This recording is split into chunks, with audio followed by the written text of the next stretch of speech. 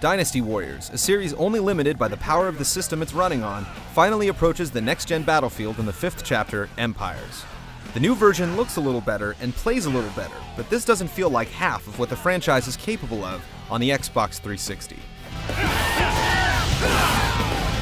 Tighten up the ranks and prepare for attack.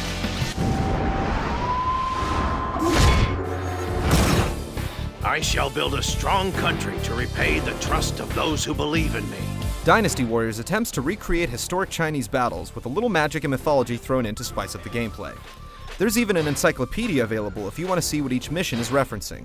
This makes the events, characters, and armies feel authentic, but at face value, the story is little more than a collection of massive battles. The acting in the cinemas is embarrassing. So what if they outnumber us? We'll still beat them. And the voiceover during gameplay is painfully repetitive. Our ally is in danger. Let's go help. I will move to the aid of our ally.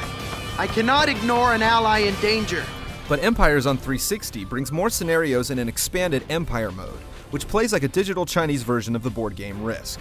This is a step up over previous versions, but 360 owners looking for a fresh action title will find little here to get excited about. Go, my children of the yellow turban! Destroy the dying carcass of an outdated fossil! Yeah!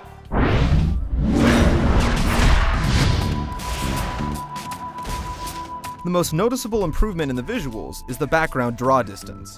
In the first Dynasty Warriors installments, it sometimes felt like you were in a dream or fighting in a very cloudy battlefield.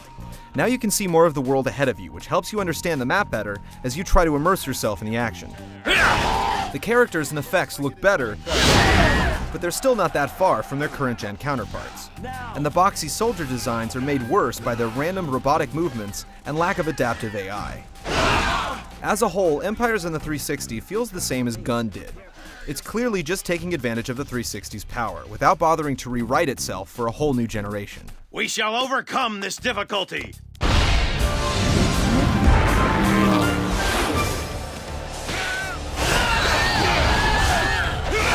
Dynasty Warrior fans will be able to jump right into Empires, but that's not necessarily a good thing. Outside of a few new moves here and there, the combat doesn't have a lot of surprises. And after you get used to the fighting, it doesn't offer much of a challenge. You'll use the attack button for the most part, while the special attack and arrow buttons play a minor role. One of the biggest bonuses in Empire for the 360 is that it finally gives fans a co-op mode they can truly enjoy. Previous Dynasty Warriors titles also had co-op, but it significantly affected the game's performance. On the 360, the frame rate is smooth, and the battles are still much more fun to play when you have another general to back you up. But despite being available on Microsoft's growing Xbox Live service, Dynasty Warriors 5 has no online multiplayer whatsoever. This is not required when making a good next-gen game, but it seems like a no-brainer if you're just updating an existing franchise on the Xbox 360. How dare you turn your blade against me?